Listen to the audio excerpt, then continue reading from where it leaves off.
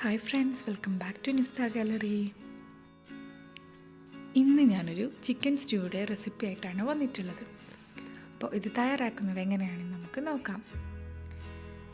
ഇതിനു വേണ്ടി ആദ്യം നമുക്കൊന്ന് മസാലകളൊക്കെ വറുത്തെടുക്കണം. ഞാനിവിടെ 1.5 ടേബിൾ സ്പൂൺ മുഴുവനായിട്ടുള്ള മല്ലി എടുത്തിട്ടുണ്ട്. അതേപോലെ 1 ടീസ്പൂൺ കുരുമുളകും 1/2 ടീസ്പൂൺ വലിയ ജീരകവും എടുത്തിട്ടുണ്ട്. അതൊന്ന് നമുക്ക് നല്ലപോലെ ഒന്ന് റോസ്റ്റ് ചെയ്തെടുക്കാം. അങ്ങനെ നമ്മുടെ ഈ മസാല മിക്സ് എല്ലാം നല്ലപോലെ റോസ്റ്റ് ചെയ്തെടുത്തിട്ടുണ്ട്. ഇനി അത് ചൂടാറിയതിന് ശേഷം മിക്സിയുടെ ജാറിലിട്ട് കുറച്ച് വെള്ളവും ഒഴിച്ച് അതൊന്ന് പേസ്റ്റ് രൂപത്തിൽ അരച്ചെടുക്കാം.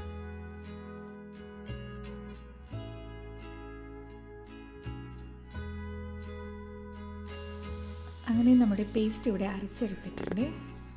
ഇനി നമുക്കിത് മാറ്റി വയ്ക്കാം. ഇനി നമുക്ക് കറി ഉണ്ടാക്കാം. അതിന് വേണ്ടി ആ സെയിം പാൻ തന്നെ അടുപ്പിൽ വെച്ച് അതിലേക്ക് 2 ടേബിൾ സ്പൂൺ വെളിച്ചെണ്ണ ഒഴിച്ച് കൊടുത്തിട്ടുണ്ട്.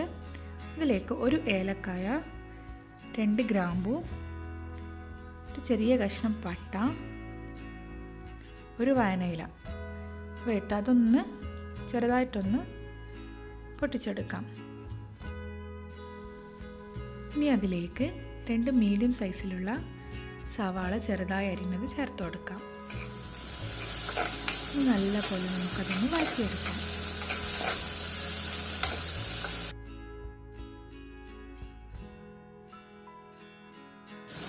ഇനി ഇതിലേക്ക് എരിവിന് ആവശ്യമുള്ള പച്ചമുളക് എടുത്തിട്ട് 2ആയി കീറിയതും ഇട്ട് കൊടുക്കും. ഞാനിവിടെ 4 പച്ചമുളകാണ് എടുത്തിട്ടുള്ളത്.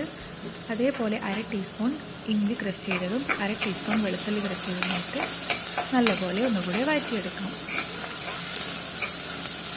ഇതിലേക്ക് നമുക്ക് ആവശ്യത്തിനുള്ള ഉപ്പും ചേർത്ത് കൊടുക്കാം.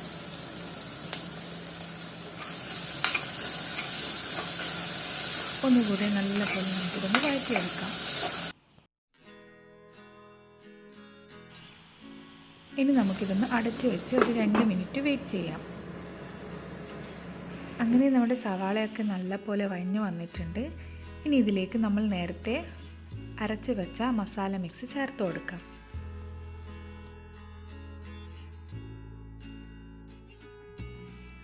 ഇനി നമുക്ക് ഇതൊന്ന് നല്ലപോലെ വഴറ്റിയെടുക്കാം. മസാലയുടെ പച്ചമണം മാറുന്നത് വരെ ഒന്ന് വഴറ്റിയെടുക്കാം.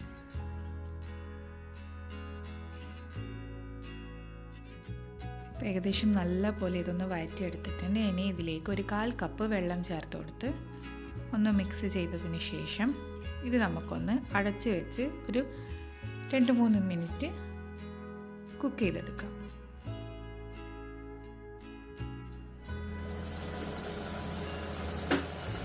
ഒരു 3 മിനിറ്റിന് ശേഷം ഞാൻ തുറന്ന് നോക്കിയിട്ടുണ്ട്. ഇപ്പം നമ്മുടെ മസാലയും സവാളയും ഒക്കെ നല്ലപോലെ റെഡിയായി വന്നിട്ടുണ്ട്. ഇനി ഇതിലേക്ക് 1/2 കിലോ ചിക്കൻ ക്ലീൻ ചെയ്തിട്ട് നമുക്ക് നല്ലപോലെ ഒന്ന് മിക്സ് ചെയ്തെടുക്കാം.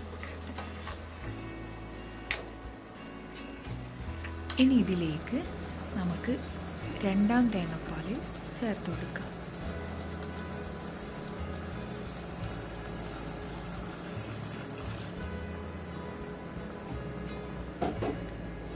ഇനി ഈ തേങ്ങാപ്പാലിൽ കിടന്നിട്ട് വേണം ആ ചിക്കനൊക്കെ നല്ലപോലെ വെന്ത് കിട്ടാൻ.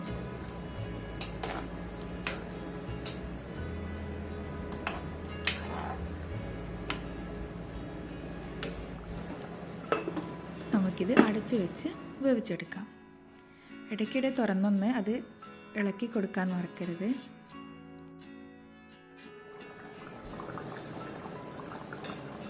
അങ്ങനെ നമ്മുടെ ചിക്കനൊക്കെ ഇവിടെ നല്ലപോലെ വെന്ത് കിട്ടിയിട്ടുണ്ട്.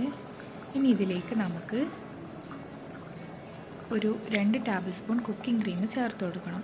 കുക്കിംഗ് ക്രീം കയ്യിലില്ലെങ്കിൽ നിങ്ങളൊരു 10-12 കാഷ്യൂനട്ട് ചൂടുവെള്ളത്തിൽ കുതിർത്ത് അതൊന്ന് പേസ്റ്റാക്കി എടുത്തത് ചേർത്താലും മതിയാകും. ഞാനിവിടെ എൻ്റെ കയ്യിൽ കുക്കിംഗ് ക്രീം ഉള്ളതുകൊണ്ട് അതൊരു 2 ടേബിൾ സ്പൂൺ ചേർത്ത് കൊടുക്കുകയാണ് ചെയ്തിട്ടുള്ളത്. ക്രീമും ചേർത്തൊന്ന് നല്ലപോലെ മിക്സ് ചെയ്തെടുക്കാം.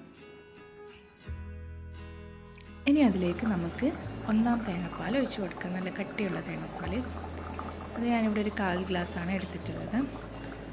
അതും ചേർത്തൊന്ന് നല്ലപോലെ ഒന്ന് മിക്സ് ചെയ്തെടുക്കാം. 1ാം തേങ്ങാപ്പാൽ ഒഴിച്ചതിന് ശേഷം നമുക്ക് കൂടുതലായിട്ട് തിളപ്പിക്കേണ്ട ആവശ്യമില്ല.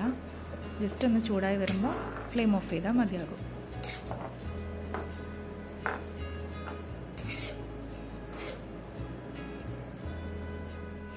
ഇനി ഇതിലേക്ക് നമുക്ക് 1 ടേബിൾ സ്പൂൺ പച്ച വെളിച്ചെണ്ണ ഒഴിച്ച് കൊടുത്ത് അതിലേക്ക് കുറച്ച് കറിവേപ്പിലയും ചേർത്ത് കൊടുത്ത് ഒന്ന് നല്ലപോലെ മിക്സ് ചെയ്തെടുക്കാം. അങ്ങനെ നമ്മുടെ ചിക്കൻ സ്റ്റൂ ഇവിടെ റെഡി ആയിട്ടുണ്ട്. ഇനി നമുക്കിത് ചൂടോടെ കൂടെ തന്നെ സെർവ് ചെയ്യാം. അപ്പോൾ എല്ലാവർക്കും എൻ്റെ ഈ ചിക്കൻ സ്റ്റൂ ഇഷ്ടമായെന്ന് കരുതുന്നു. എല്ലാവരും ഇതൊന്ന് ട്രൈ ചെയ്ത് നോക്കുക. പുതിയ റെസിപ്പീസുമായി വീണ്ടും കാണാം. Thank you for watching.